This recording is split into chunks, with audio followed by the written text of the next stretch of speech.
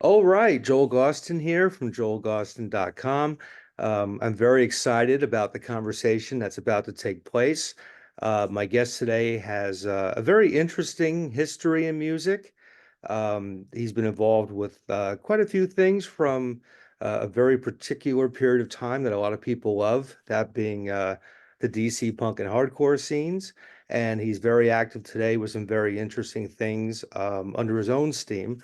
So we have a lot of ground to cover. But without further ado, please welcome a fellow New Englander, Rob Moss. How you doing, Rob? I'm doing great, Joel. Thanks. And that's Excellent. true. I am technically a fellow New Englander. I was born in Boston, grew up, as you mentioned, Washington, D.C. area, and I'm now back living in the Boston area, just north of Boston a bit. Excellent. You know, it's kind of interesting. I've been up here in New Hampshire for about 15 years now, and a lot of, let's say, old punks have ended up in New England. Hugo from Gang of Four is up here. You're up here. And when you and I started talking online, I guess it was about 2 years ago at this point, I figured, one of these days we're going to end up in the same room somewhere in New England. And that finally happened last month at the grand opening of the Cut Live in Gloucester. It did. There you were in line for an amazing show. Yeah, that was Willie Alexander's 81st birthday show. That's right. Yeah, fant Unbelievable. Unbelievable fantastic show. night. I mean, that's the living embodiment of true rock and roll, that guy. At 81 or any age, I mean, just I, I want what he's got. I'll tell you Yeah. that. Yeah. At 46, I could use whatever is keeping Loco going because Mhm. I can use it sometimes. But we have a lot of ground to cover, man. It's kind of an interesting story with you, and we'll kind of unfold it as we get rolling here. Um, and it's not just music I want to talk about, but certainly that's going to be the majority of the conversation. So let's talk music and let's talk the very beginning. Um, when and how did your initial experience playing music begin? Playing music, probably like around 1979-ish or so. My friend Mark Alberstadt, who went on to be the first drummer, the original drummer in Government Issue. I've known Mark since kindergarten. We went to Hebrew school together. He had been playing drums for a while, and he encouraged me to get it, pick up bass. We knew some other guys, Brian Gay. We were both in like this was early high school, and so we would go to Brian's mom's house and we would write songs together. The two of us, we were listening a lot to a compilation album called 30 Seconds Over DC, which had a real range of the type of music that had been going on in the DC scene sort of earlier on. And so we were writing kind of crazy songs that, had, stuff that sounded like punk rock and roll. Other stuff was kind of artsy. We even played with some ska type things, just trying to figure out what can we do. And a lot of it also was starting to see bands. We saw the Slicky Boys, for instance. I think that was one of the first shows I went to, and just seeing how much fun those guys had on stage. It's like, okay, I want to do that. This looks great, and that's how a lot of us got into it.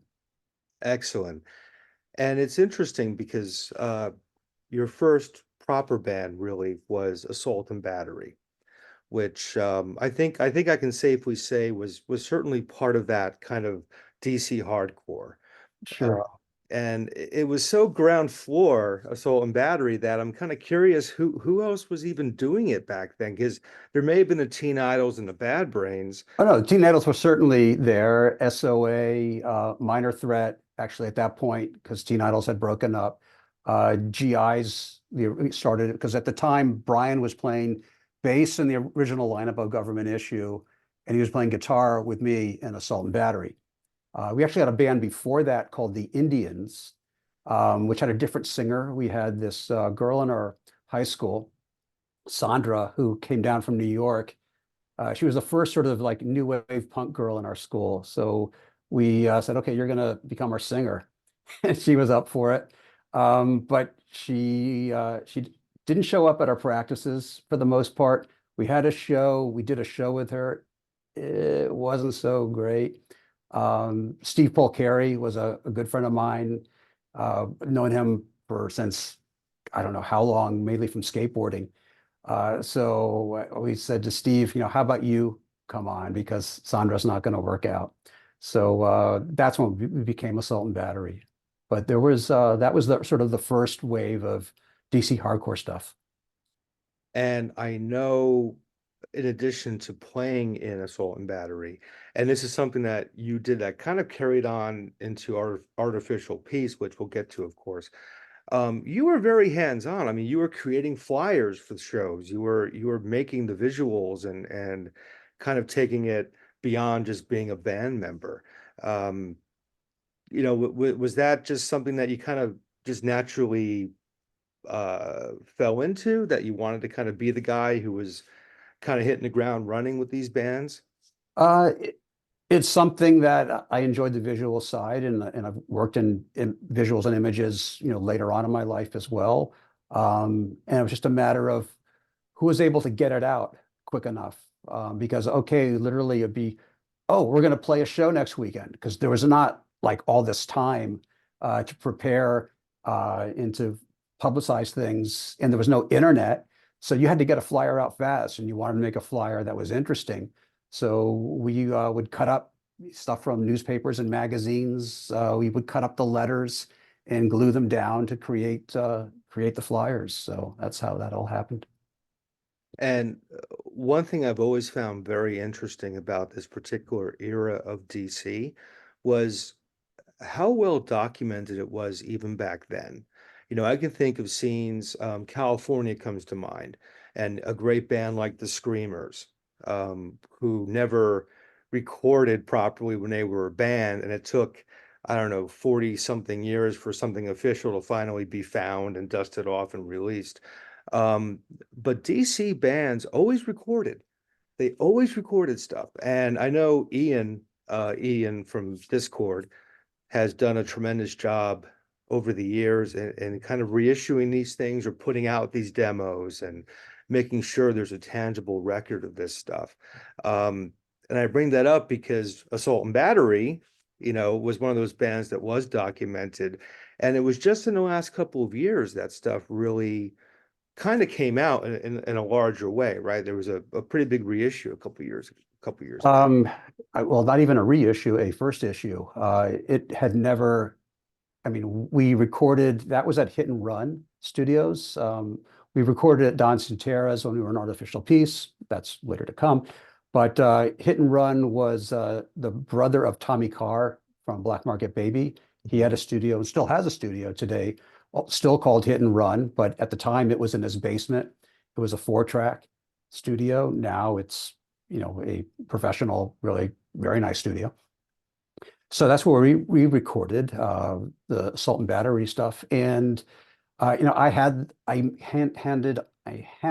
on to the 4-track tape, the masters.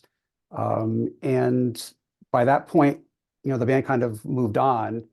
Part of it was Brian was going to go after high school. He was moving to Chicago to go to art school.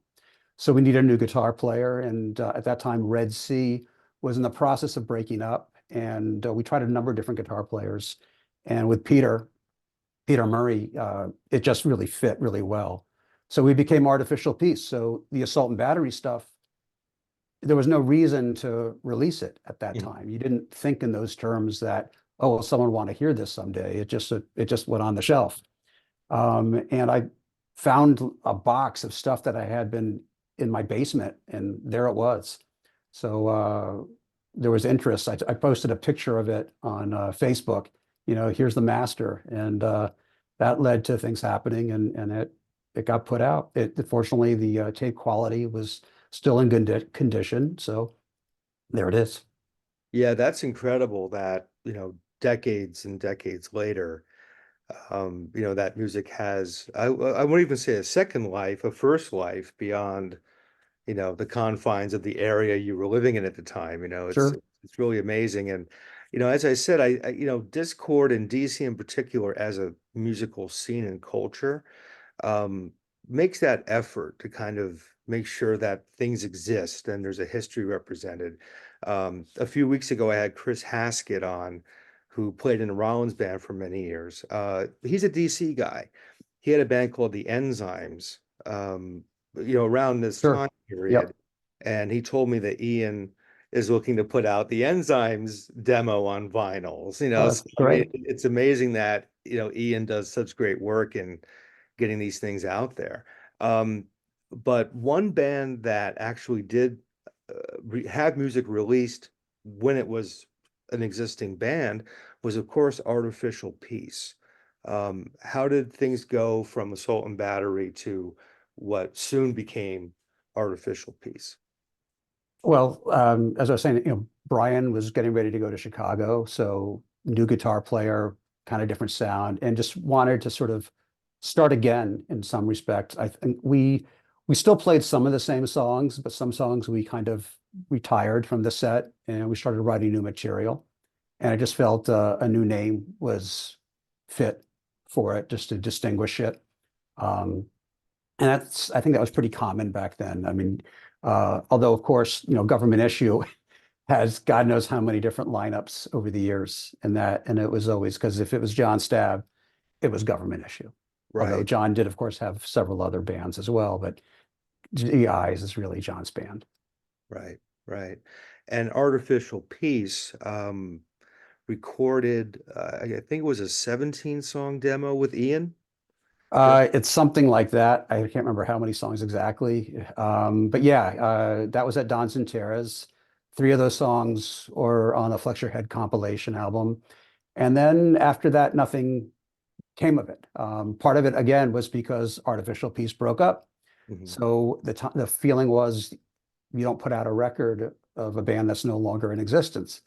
That was the thinking at the time. So that got put out much later, I think in 2009 or 2010. Hmm. I got, I think, an email, and I had no idea. I got that Discord was planning on releasing it. So it was a huge surprise to me, and glad they did. Absolutely. And, Flex Your Head, um, when I was growing up and getting into various forms of punk and hardcore in different scenes, um, and when my attention went to DC and I started gobbling up all the DC stuff, obviously Flex Your Head was the essential purchase. That was the record that was kind of a primer for that whole era. Um, very much the way it was for you with 30 Seconds Over DC. I think people where I grew up in New Jersey who were teenagers into this stuff, Flex Your Head was it, you know. And Artificial Peace obviously was one of the bands that we all dug back then when we were kids listening to that stuff.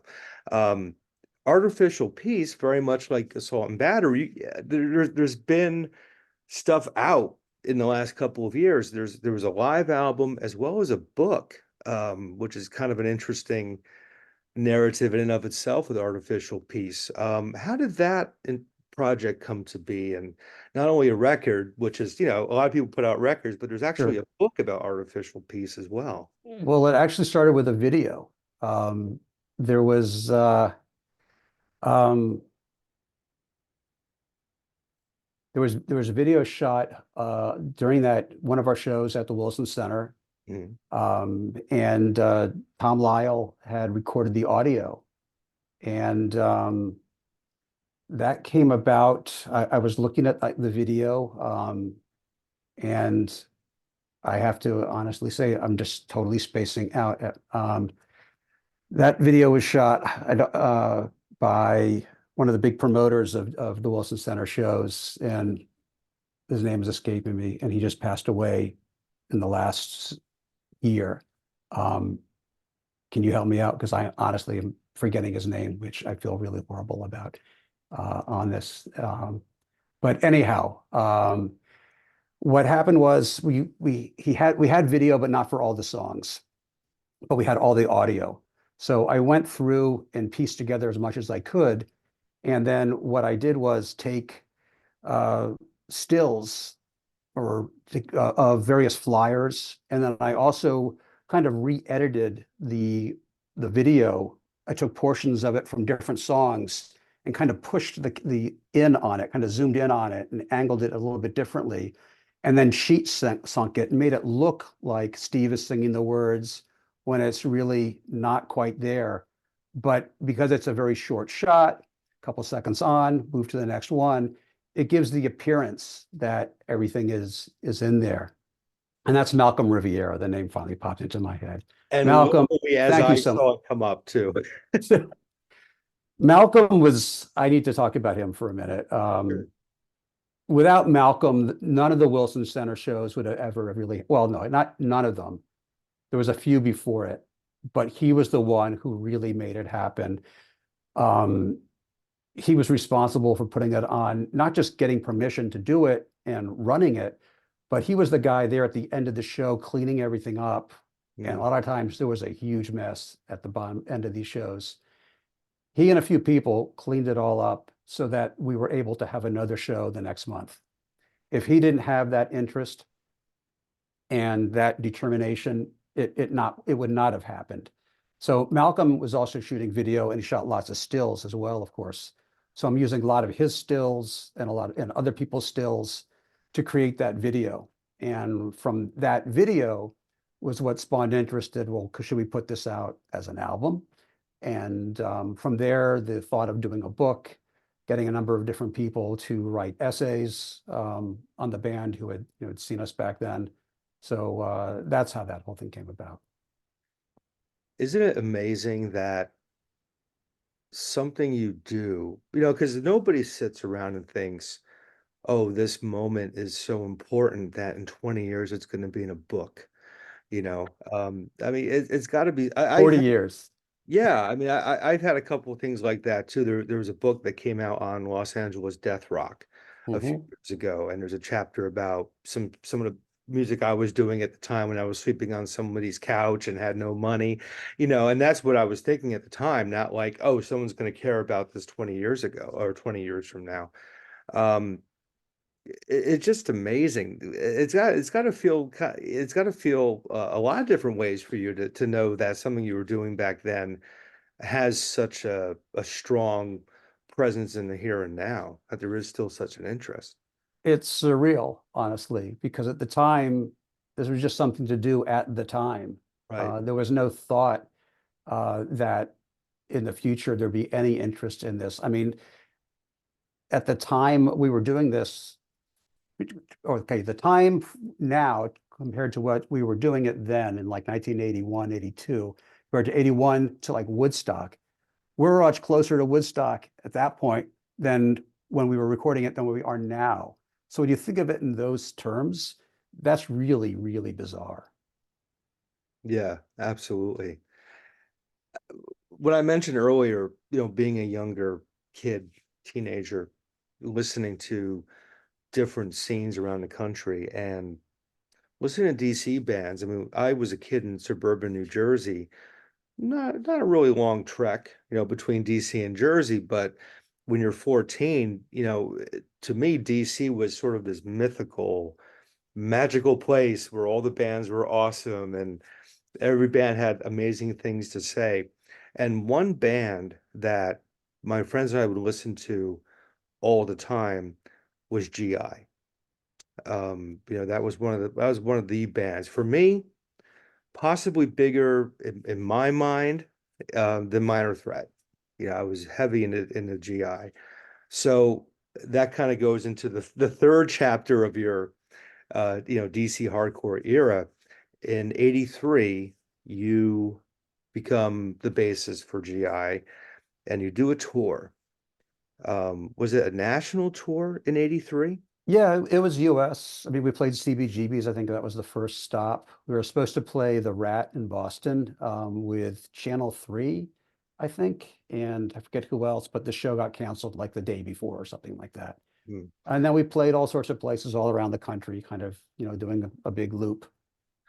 I'm going to take a wild stab and say that touring that extensively with a band like Government Issue in 1983 may have been rough going.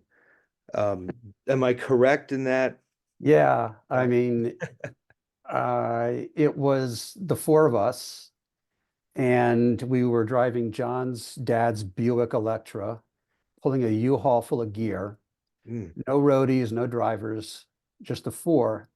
John Stab, no driver's license.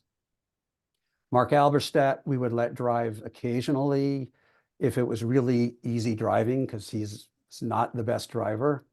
So it was really fell upon Tom Lyle and I to do pretty much the entire drive. And we would often finish a show late at night, get in the car and drive to the next city to play the next show. So there really was no sleep, or we would sometimes spend the night at someone's house who would meet at the show. It could be a squat one night, and then the next night you're in some suburban place, and we're actually okay. We're still on the floor in sleeping bags. We're not in anyone's bed, but we can maybe do laundry and maybe we get a meal in mm, because otherwise it was pretty hard. Yeah. yeah. And there's some cool live recordings from that time period. Oh There's a yeah, live archive sure. website. It's got a great set from CBGB's. Yeah, I think that's the best because also because CBGB's just this the recording there, their equipment is Oh yeah. it's like one of the best studios around or Yeah. was around. Not just a great venue to play live, but a place to record. What is your recollection of playing CB's and particularly the New York scene at that time? Was that crowd receptive to a DC band in those days? Oh yeah, it most certainly. And I had played in New York before that. Actually, that was I played there. I played at the we played the Peppermint Lounge, Hmm. artificial piece opening for the Bad Brains, where HR called me, told me the date to show up. We get there. We're staying with Alan Abbey. I don't know if you're familiar with them, out in Long Island in Levittown. And we get to the Breaking Youth, right? yes, we get to the venue, we start loading stuff in, and we start realizing HR gave me the wrong day. It's the it's the next day. Uh, so we unload after loading in. Uh, so we do the next day we go back, we play whoever was the sound engineer of that show was one of the people who said let's mess up the opening act. So there's I think online there is an audio recording that I forget who recorded it, but it's out there, and it sounds god awful because we could not hear ourselves. There was nothing in the monitor Mm, for us. So we start a song together and we finish it. It's like seconds apart. mm, So it's chaos. And that venue is chaos because the stage is so high. So any stage diving is really quite risky. So there was the Peppermint Lounge, and then we played the A7. And that was a crazy show because A7 starts around midnight, those right. shows. And there's like So 30 bands a night, right? And you play yeah. 5 in the So morning. we go on. It's like 5 in the morning when we go on, and we're just exhausted. But we did it was a good set, and the crowd was into it. And so yeah, New York is a great place. You played, and the reason I bring this up is I'm working on a project. Can't say much about it, but at this point, but it's a project specifically about San Francisco punk. And I know that comes up in this conversation because you played the Mabuhay Gardens out there, right? I did, yeah. Which band was that with? That was a government issue. Okay, Yeah. yeah. Everything West Coast was that I was in, or pretty much. I think the only artificial piece shows outside of the DC area was New York, Baltimore, because at the time that was considered a very different scene. Um, I don't think we did Philadelphia. Um, and artificial piece like Assault and Battery was around for a very brief time, Right. really, when it comes down to it. I've heard quite a few stories about the Mabuhay Gardens and Dirk and that whole vibe. Mhm. What do you recall from playing there with GI? Honestly, I have no recollection of the movie Garden show, which um, it was just, I remember driving into San Francisco. I remember being around there. And then driving down the coast to get to LA. But the show itself is such a blur. Mm. So I honestly don't know. And on the subject of GI, I've mentioned this to you before, but you're actually, to the very best of my recollection, the first GI member I've ever met, Oh, and have interviewed, if my memory serves me. I only had one encounter with Stab, and unfortunately, it was kind of a lousy one. I was at the 930 Club. Actually, Black Market Baby was playing. A mm. bunch of other bands, Scream and Trouble Funk. It was one of those, big blowout DC shows. And it was crowded. And I'm kind of trying to get through the crowd. And I'm walking and I feel ka-chunk. And then I took a few steps forward and I looked back and I realized that what I'd stepped over was someone's foot, obviously by accident. And I look back and I see a fairly disgruntled John Stab walking in the opposite direction, kind of looking my way, and I'm like, oh my God, I just stepped on John Stab's foot. So until you and I met, that was my GI story. So thankfully, I have more positive ones now than that one. Well, you need to speak with Tom Lyle. I mean, Yeah, because yeah, he'll tell you about Mabuhay Gardens and he'll tell you all about all that. He has it all in his head. yeah. From what I understand, he is kind of a chronicler of a lot of this stuff. Yeah, Yes, most certainly. fantastic. So you do the tour with GI. Um, and that ends up being kind of it for you for music for what, 30 years, something like that? Something like that. Yeah. And I thought during pretty much all that time that I would not be getting back into music. So I just in 2016 I picked up a guitar and started playing Mm. and kind of just got right back into songwriting at that point. What led to the decision to put it on the shelf for so long? Uh, um, it was like, okay, it's time to be an adult Mm. and figure out what I'm going to do with my life. And I didn't think music was going to be a part of it. Um, so that's kind of what happened. Mm. Did you follow GI's music, as the years? Yeah, some of it. I mean, not. There were times, there would be periods where I go in and out, of course. But especially, even, Mark, like, continued to be the drummer for, quite a number of years. And then at another point, he kind of got out of it. Mm. Um, and he and I are still in contact pretty, frequently. But yeah, the fact that GIs was still going to me was just amazing and great.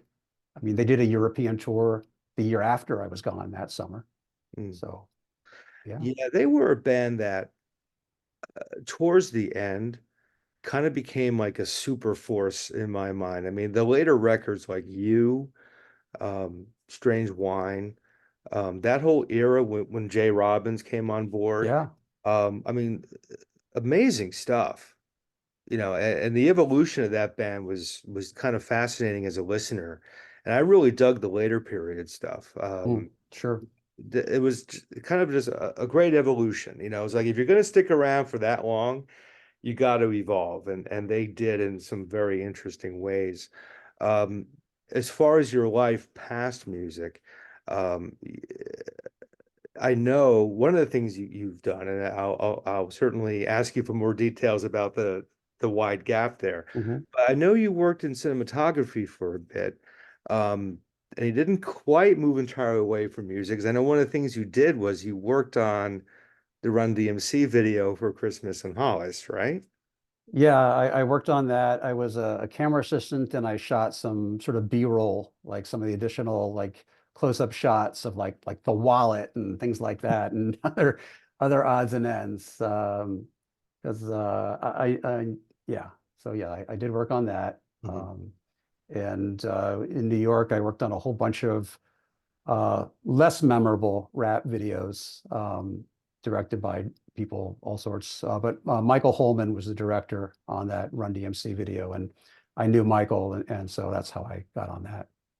Excellent. So was working in film your greater interest, sort of moving past? Yeah, that's what I thought I was going to be doing with my life. And I shot, I worked in the New York area for a while and then resisted moving to Los Angeles for quite a long time, but eventually did.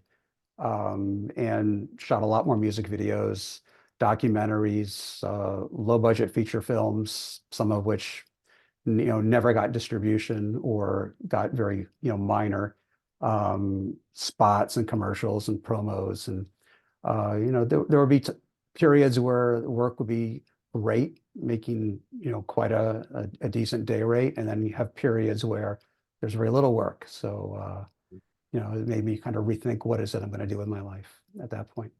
Yeah. Um, Before going back into music, I wanted to ask something about Mhm. the DC era. Um, not every scene has had the legs and the life that DC has.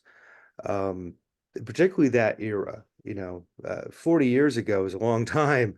Not every scene from that era is remembered or cared about. But in many ways, this whole thing is as relevant today as it was then.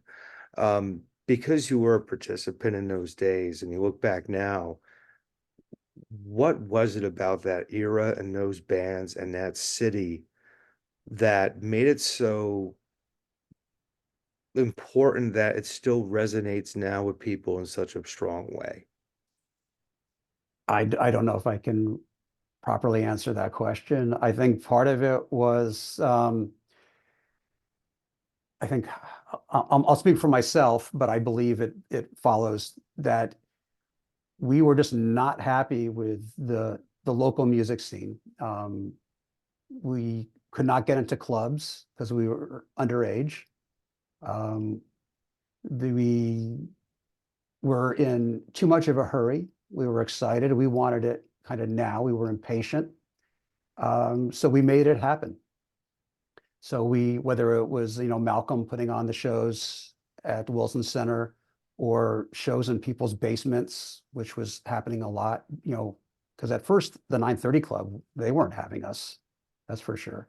Um, so that kind of happened a bit later. I mean, when it was the Atlantis Club, previously, I mean, part of it also was the fact that the DC hardcore scene was sort of famous for this whole straight edge thing, which meant nobody was at the bar ordering lots of beer when Minor Threat was playing 930 Club. So all they could rely on is ticket sales, which at the time was what, $5 or something like that. There was no huge, venues did not charge the fees they do today. So that kind of made it difficult. So I mean, I put on a show at our local YMCA. And I think we told them that we were it was we called it was going to be a new wave night, which kind of went down a little easier than saying we're hardcore punk at the time. And at that place, it was called the Powwow House. And I had seen lots of bands there, in the years before, but they were all like playing Leonard Skinner covers and things like that. These were people I knew from junior high school who had bands, but they were all cover bands. They weren't playing originals. Um, so I knew the venue, I knew who to talk to, and we put that on. And let's see, SOA played Minor Threat. This was Assault and Battery. Let's see, who else? Law and Order from Columbia, Maryland. Uh, I, I can't remember if Void was on the bill, maybe. But Youth Brigade, I think, was the last band to play that night, but they weren't the last band to play as far as what was on the set. But at that point, the police shut us down. Hmm. They turned off the power. Danny Ingram was still behind the drum set and he wouldn't get up and he was sort of pounding the drums. They literally kind of made us get up and leave. Hmm. Um, so part of it was no one had done it before as far as we didn't really have models. It was all like do it yourself. And it was whatever came to mind and whatever could work. And you said whatever you needed to say. We said it's going to be New Wave Night because if we said anything else, it wasn't going to happen. And we needed to make the show happen because there was nowhere else to play. So that's how we did it. Well, it's interesting you mentioned the police because it kind of leads me to a question. Um, I certainly wasn't around in those days. I was born in 77. I've been playing catch up ever since. Mhm. Um, but the legends are out there about in California, for example, Black Flag would play Sure. and the riot police would come in and beating people over the head, and there was a cultural war kind of going on with punk at that point. The establishment didn't want it, and it could be violent depending on where you were in the country. But I was curious about specifically with DC because obviously DC is DC. You're right smack in the middle of government. A lot of the young people who were involved in the scene back then were like, ambassadors' kids and, professors' kids. And, everyone I've spoken to from DC, um, I'm not saying other scenes don't have these people. Sure. I don't want to be misconstrued, but, a lot of the DC people are learned folks, they're educated folks. They have a perspective about greater service and community and things like that. Um, with all of that said, how prevalent was the pushback for DC punk and hardcore as far as the police and people just not getting it and supporting what you were doing? Well, I mean, to go back to what you first said, yeah, there are some people who fit the description you're saying, and I can think of some, but not everyone. I mean, that's certainly I wouldn't say the entire scene was composed of people whose kids, parents were ambassadors Right. or like the Secretary of the Navy or what have you. But there are some. But I think for the most part, we didn't have the issues like in Los Angeles. I think part of it was like if we played the show down in Wilson Center, that's far enough away from where the tourists are, where anything is going on, that go ahead, have fun. The police don't care Hmm. because we weren't, if we had gone, let's say we put a show on in some other parts of town that would get more notice, then maybe things would have been different. But I think because we were playing places that were more out of the way or playing in friends' basements and things like that, and not night after night. So I mean, if it became like every weekend we're playing at someone's basement, then probably the neighbors would start calling. But because, and I don't think it was planned. We didn't say, okay, let's do this the smart way. Let's play in places that people won't care about and not play at the same place twice too often. It I don't think it crossed anyone's mind. It was just the way it turned out. Mm. Fast forwarding to 2016 and your return to creating music. Um, what was really the impetus? What kickstarted that fire again to create music and write music? Part of it was my son at the time wanted to pick up guitar, so we got him a guitar, and he was playing in clarinet and saxophone, um, and he thought he wanted to play guitar, but probably in the end maybe wasn't so into it. So there's a guitar in the house, so I pick it up and I start playing with it. So that's how I got back into it, and taught myself a couple covers first. Like some Dictator songs and some Miggy and the Stooges, and I said, okay, that's great, but I want to start writing songs again. So I just started doing that, and Yeah. I posted a couple videos on Facebook of some of my songs, just me playing guitar, and it was the songs I was coming up with were I was trying to think back to like the type of sounds that I heard that got me wanting to form a band in the first place, like late 70s, which was more Slicky Boys, that kind of proto-punk rock and roll stuff, not hardcore, really. So I started writing songs that had that feel to me. And Dwight Reed, friend and when I was living this was in Portland, Oregon at the time.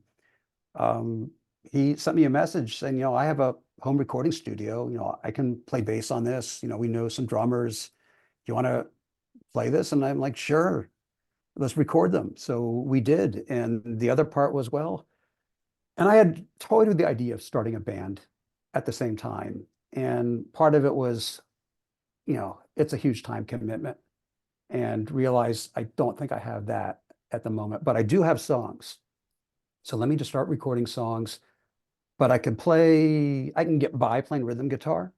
But I needed someone to play lead guitar. So that kind of led to the idea of asking one person to play on one song and another person to play on another song, because otherwise it's too big a favor. Just saying, hey, you want to play lead guitar? Come up with parts for 14 songs and only play it there and never really play it live. No one's going to say yes to that. So that's where the idea of featuring one different lead guitarist on every song came from. It was just kind of, again, it's like, well, how do you get it done? You work with, your limitations, which is what we were doing in the early 80s. And that's the way I'm used to working. Okay, what can I do with what I have? So that's how it began. And when you first reached out to me a couple of years back and kind of filled me in on what you were doing, it was really funny because you kind of like, hi, my name is Rob. I used to play in government issue. I'm like, yeah, I know who you are. Believe me. But I looked at the list of people who you had participate in your solo recordings, and it's kind of mind-boggling. Nels Klein, Don Fleming, just a few of the names. Greg from Raging Slab. Greg Zemka. That's a guy I'd love to get on here because Raging Slab is Sure, amazing. sure. I mean, Durwood from Generation X. Right. And of course, Marshall Keith from the Slicky Boys, who's like one of the first people I had to ask, because I would never have written music or played music had I not seen the Slicky Boys. Mm. So it was really important that I reach out to Marshall, and I'm so glad he said yes. So were the majority of folks who worked with you on your, as of now, two solo records, were these people you knew already, or is it a friend of friends? It's a mix. It's a combination of people I knew. Some I knew better than others. Some I got to know more recently, but maybe knew back then, but only knew briefly, but got to know better over the years. Others are friends of friends. So yeah, that's how it all came about. It's excellent. And I would recommend to the viewer, anyone who hasn't heard Rob's two solo albums, I'll put the Bandcamp link up when I post the video. Both fantastic records. I especially love the most recent one, the second one you did. Well, actually, let me kind of put it in your ball court. Let's go back to 2020, the first album. Sure. Which you have an interesting title for. So let's kind of start there. Okay. Well, we've come back to rock and roll, Mhm. which is the title of the album, which is also one of the songs, and it just sort of fit because after a 40 plus year hiatus, we've come Right. back to rock and roll. Exactly. And it came out in 2020, but I started recording it in 2018, and through 2019. It was a long process because we're recording at Dwight's basement. I won't go into the details of why it took so long, but it took a long time. But the other part of it was the first time I sang lead vocals. I had never done that before. I think I made every rookie mistake possible as a vocalist. And because we were recording at Dwight's, we would record basic tracks on maybe 2 or 3 songs when we would get in time to get over there.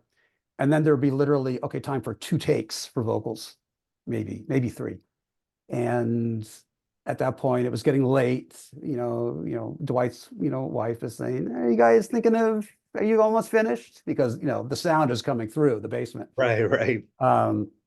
So I didn't have much time. I didn't have technique, that's for sure. So I'm not I'm not all that happy with how my vocals came out on the first album.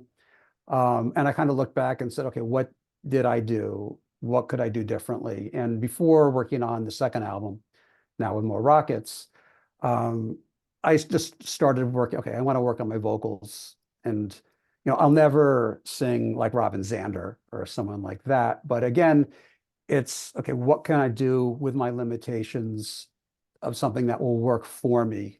As opposed to something that works against me. How can I use what I have the best way I possibly can? So I'm much happier with the vocals on the second album. Again, I'm not Robin Zander. I'd love to be, but I'm not. But it came out to something that worked. And now I'm working on a third album, which is pretty much all recorded. It's not entirely mixed at this point. And I've been putting out a single a month. And we have what, 4 out now. And so I have through August, I'll be putting out a single the last Sunday of every month. And then in September, I'll release it all as an album plus a bonus track. And again, it's a different lead guitarist on every song. There's some great surprises coming up of some of the people who have been able to get on the board on this. Really, I can't wait for it to come out. Yeah. I mean, some of the people who are already out, I mean, Arthur Alexander, who I first saw in 1980 at the Psychedelic in Bethesda, Maryland, when he was in the band Sorrows from New York, which had put out an album, which the first album is kind of a disappointment because live they were like the Beatles of Hamburg. They were just raw and just really powerful. But the album just got overproduced for the era. And it was a shame, but it's been re-recorded and re-come out, and it sounds like the way it should sound now. So Arthur was one of the guys who plays on one of my more recent songs. So it's good to go, find people from back then and then people I've met more recently. Well, from a listener's perspective, um, your solo work continues to evolve in very interesting ways. I really loved the last album. I liked the first one as well. But you've progressed with every step you've taken, which is what you hope every artist Sure. does. Hmm. And as you were kind enough to send me the 4 songs that you've put out for the upcoming third album so far, and it's your best work yet, and I'm Thank you. really excited about it. I love the song in particular, "The World is a Playground." Mm, That's just a powerful, strong track, and you have Jen from the Shanghai Lows, who I was just introduced to musically because she performed at Willie's thing. correct. She blew my mind. And she Yeah. did a great job on your track. So, um, Yeah. And then with her is Dan Kopko, who's the lead guitar player, in the Shanghai Lows. So, having the two of them, I got the front half of the Shanghai Lows, playing on one of my songs. And how cool is that? it's very cool. It's very cool. And as I said, I'll put the Bandcamp up, the link when I post this video. Um, I want to ask you this because when you were doing this way back when, the artificial peace days, the assault and battery days, as we discussed earlier, you were kind of the hands-on guy. You were making the flyers, you were kind of involved with the logistics of it. When you took the break, you kind of missed the whole era where all the bands you were playing with kind of got signed and did other stuff. So now we're back to people doing it themselves again, right? And um I see you working a lot online promoting your music, and you do a fine job with it. You do a great job of keeping up with people, letting people know what's going on. And it's so critical these days to find a balance between, doing it consistently, but not being too much. Mm. And I think you've struck that great balance where you're present, and you keep people informed in a very consistent but not too overbearing kind of way, and Yeah, I mean, Joel, that's exactly it. You want to be there, but you don't want to become like the unwelcome house guest. right. And I've certainly never seen one. There's no rule book for this new frontier we're in as far as Mhm. promoting online. Some people do it too much. Some people, I was talking to a musician friend the other day who's been on major labels, over the years, and he's not anymore. And I'm like, my friend, get your ass online. It's 2024, you know. So we all kind of have to be there, but so you went from being ground floor and very active back in the 80s. We're kind of full circle again in that new era. What are your thoughts on being an online marketing person and having to promote music that way, kind of versus the old cut and pasting your own flyers philosophy from 40 years ago? Do you see similarities or Oh, they're absolutely. I mean, it's okay. So I'm not, I don't have scissors and glue and paper anymore. I have pixels and digital and things like that. But in terms of the approach, in terms of how I work with it, it's, and I still am taking, I would think, a pretty low tech approach to how I work with images. Um, so that's pretty much, again, how it is. But it's more, to me, it's finding out like what radio show hosts are interested in your type of music, getting to know them, helping them out, and also helping other bands. It's really, it's not a competition at all. It's finding like-minded bands and musicians, people whose music you love. Um, and part of it again for me is especially because the way I work, I want people like Sal Baglio, who played on my last album. You know, I want to promote his stuff. His music is phenomenal. I Mm. mean, he is just an incredible songwriter and musician. Um, just, I mean, people say, "Oh, there's no good music anymore." It's like, no, man, go check out everything Sal has done in the last several years. It's just great. And there's us people, there's Shake Some, that they're in France. There's people all over the world who are playing, interested in rock and roll of various types. And we all get to know each other. And it's very much how it was pre-internet in a way, because back then we did pen pals. I wrote to people all, on the West Coast. I had a pen pal, Vote Vasco, in Finland. We Mhm. would trade records. We would, I would just go to find out. Sometimes he would tell me what he wants. Other times I would say, okay, this just came out. I know he's going to love it. So I would go to the record store, buy a bunch of stuff, box it all up, go to the post office, weigh it, mail it, insure it, send it off. And he would be doing the same. So I had all this hardcore stuff from Finland and Sweden and all these other places, Germany and Italy. Um, and it's very much the same way. You've literally, I don't know whether it's like you can just sort of smell, you just sort of know where to find these people. Back then it was kind of more word of mouth. Like I found like the whole Finnish hardcore scene through Abby. So she got Vote's address through Ian McKay. Mm. So I got it via New York. In order for me to get it, but I got it. And he's still, I see him on Facebook. We send stuff back and forth. And now it's meeting other people pretty much the same way. So it's been fun. Um, let's, what else? Yeah. One thing I wanted to touch on too, um, you wrote a novel. Yeah, I did. And I want to get into that because, as you know, I'm a writer as well. Sure.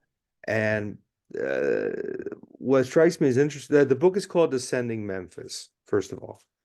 Um, and you chose Memphis in 1956 as your point in time to write about. So, gotta kind of ask you the obvious question, why Memphis, why 1956, and why a novel? We'll start with Memphis in 56, because people say, why didn't you write about DC in the early 80s? And I'm like, because that would be too close. So, um, and for me, it was almost more interesting and there's parallels. 56 Memphis, that's the beginning of rock and roll. You could argue that, 1980, 81, DC is the origins of hardcore. Mhm. although it kind of happened simultaneously, I'd say, in parts of California and DC, pretty much the same time, with very similar sounds to some extent. So part of it was, okay, there's still a similar energy, but I want to put it somewhere else. And partly because I wanted to learn about that particular, the literally rockabilly rock and roll scene of that period. So that's part of what did it. And I thought there's just so much else going on, whether it's business, politics, race relations, all sorts of other things that I thought was, to me, more interesting, almost cinematic than DC in the early 80s during the Reagan era, frankly. So that was the idea. So Tommy Rodin was my protagonist. He was in his early 20s. He's trying to make it in rock and roll, but he's basically this kind of low rent detective. And he's more involved. I mean, calling the detective, honestly, is almost an exaggeration. Most of his work in the character's work was if somebody got a car stolen, tools stolen, things stolen, the police aren't going to help you get it back, but Tommy will go around, find out who may have it now, and work out a deal and buy it back, and he'll get, a commission. That's sort of, that's how Tommy kind of falls into becoming a detective. And it's pretty much by accident. He didn't set out to do it. An opportunity kind of happened where he's able to reunite someone with something that was stolen. And from there, it kind of snowballed. So that's how the character started. And my plan was to do a trilogy, each taking place about roughly 10 years apart. So we'd have Johnny in his 20s in Memphis. You have rock and roll starting, and then one maybe in the 1970s. Other things, maybe he's married, maybe he's divorced at this point. You have the 70s music going on in Memphis and Nashville. And then one, 10 years later. But given how long and how much effort it takes to write a novel, one is enough. Mm. Unless you can call it a full-time job, or be able to really devote things to it.